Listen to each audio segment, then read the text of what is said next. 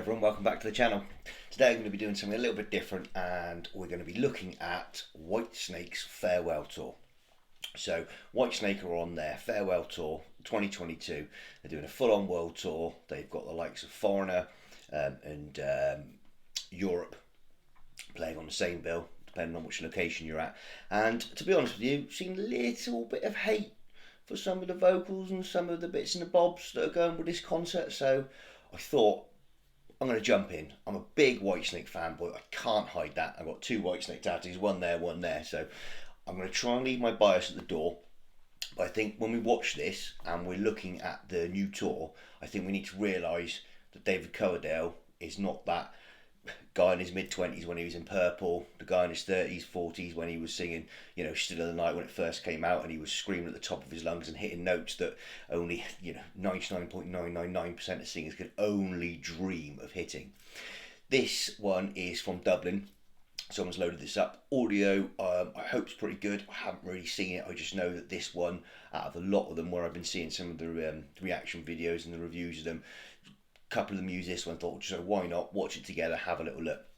Now this has got a great lineup, probably one of the best lineups of Whitesnake of the last sort of decade or so. I do miss Doug Aldrich, I'm not going to lie. I think he's just an unbelievable drummer. He's an unbelievable guitar player. I loved Brian Tichy as well, but Tommy Aldridge is flipping phenomenal. Joel Hoekstra, unbelievable guitar player. Red Beach now has been in the band for I think as long as anyone else has ever been in, if a lot longer. I think second to Coverdale, and he's just phenomenal. Really underrated. I mean, the guy's played with Winger, Dokken. He's got a new band called Black Swan. I mean, he really is. He really is up there. Joel Hoekstra with Night Ranger and Trans-Siberian Orchestra. What I'm really looking forward to is, though, I think they've probably hired one of the best looking and one of the most talented bass players out there at the minute in Tanya, and I think her stage presence is going to really lend to this. You've got a chap called Dino, sort of a newcomer. I think Coverdale found him a couple of years ago, and he's doing some of the backing vocals. So it's not going to be any surprise that you're going to have like him and Red Beach backing up Coverdale on some of the vocals. Hey, the dude's 70 years old, but he's David Coverdale. He is top 5 of all time.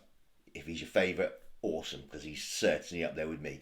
He's in that conversation with Gillan and Dio for me. So let's have a little look. I'm not going to be biased. I'm just going to give it to you as I see it, and I reckon it's going to be good. But let's get into it. Let's see what we think.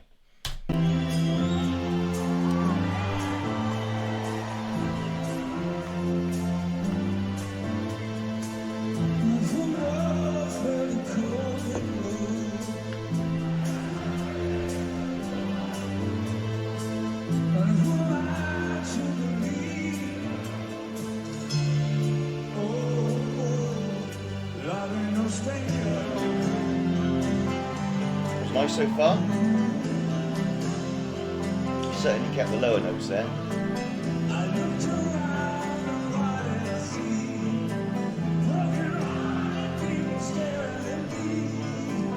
So I imagine that's going to be sort of the theme of some of these songs from the Whitesnake tour.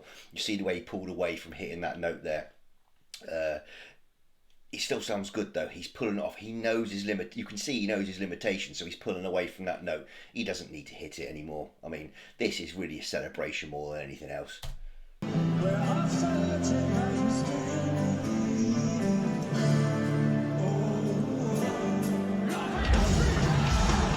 Get the crowd to sing. It's a good way of getting out of that one.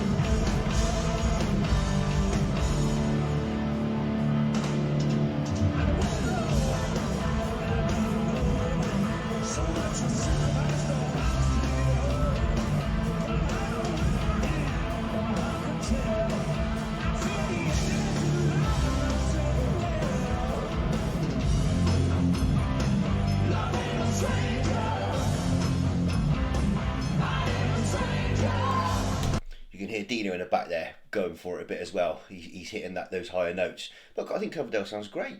70-year-old rock star. I mean, he's got to be better than the majority out there. I've seen quite a lot of the Jovi ones, and he's certainly kicking Bon Jovi's ass. What's really interesting is I've seen Whitesnake 20, 25 times. Tanya's bass sound is a lot heavier and cuts through the mix a lot more than like Marco Mendoza's did, and the rest of them. Whether that's intentional or not, I'm not sure. But he surrounded himself by musicians that are absolutely phenomenal. And I think that just adds so much gravitas to it. And also doesn't put too much pressure on him. He doesn't have to carry this band. This band is absolutely phenomenal. You think Red Beach, Hoekstra, Tanya, Dino, I forget the guy, the Italian dude that plays, is the keyboard player, and Tommy Aldridge. They could play in any band, anywhere, any place, any time, at the height of any band. I mean, they really are that good. I mean, you know, I'm sure we're going to see that now.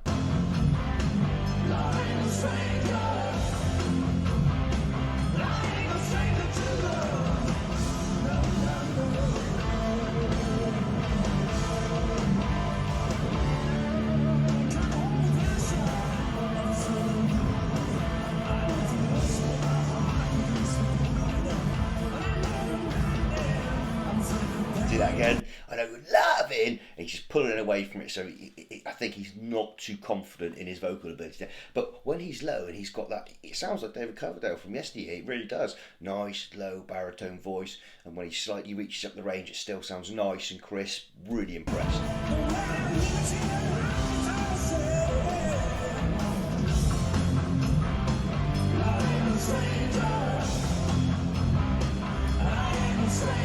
Bass line is really heavy. I like that.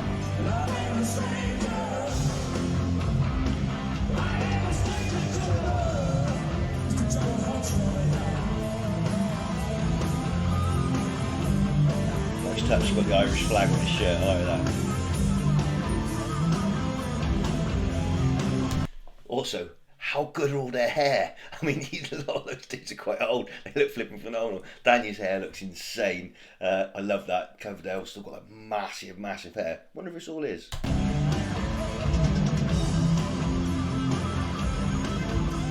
I'm not 40 yet, and he's got more hair than me at 70. I'm not jealous.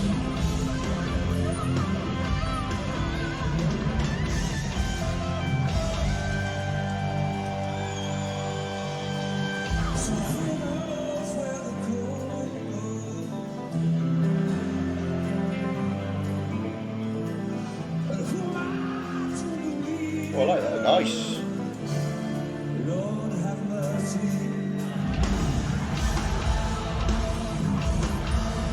That's really good. You know, he's playing the crowd. He's always been a really, really good showman. Always really, really been a good showman.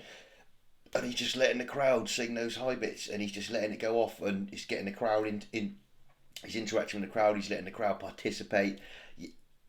I would not be unhappy paying for a ticket to see this.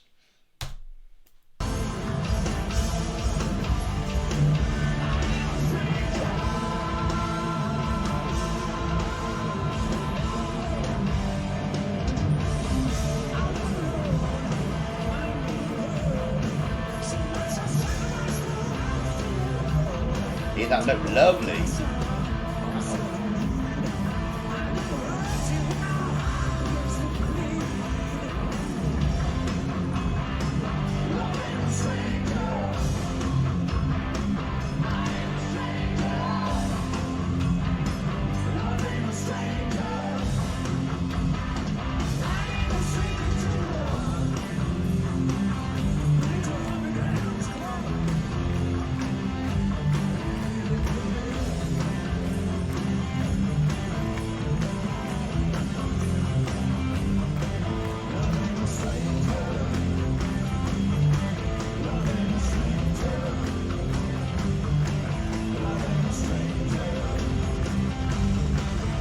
Tommy Aldridge.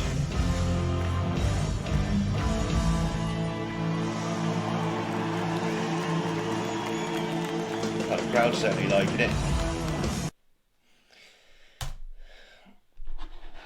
Well, I was impressed with that.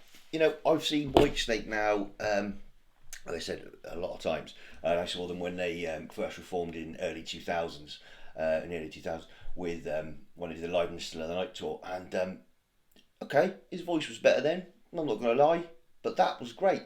I think the thing with Coverdale, he's got such a presence, and because he can play the crowd like that. When I was watching the Bon Jovi stuff from recently, he was really, really struggling, and you've got to feel a bit sorry for him because Bon Jovi is one of the all-time greats, and in that in the hair metal, whatever you want to call it, he's one of the kings. But I think Coverdale here, yeah, that made me smile. The band is so good. And that really adds to it. I mean, all the people that are sort of maybe dissing him a little bit here, I wouldn't have a problem at all. I think, yeah, cracking. What a way to end a career that has spanned so long, from when he first did Burn in '74 all the way to 2022. And I mean, hey, I think people in their 30s wish they could sing like Coverdale in their 70s, and what more can I say than that? If you get a chance, I'd go and check them out because yeah, I know I will be. Thank you for watching. I'll catch you on the next video.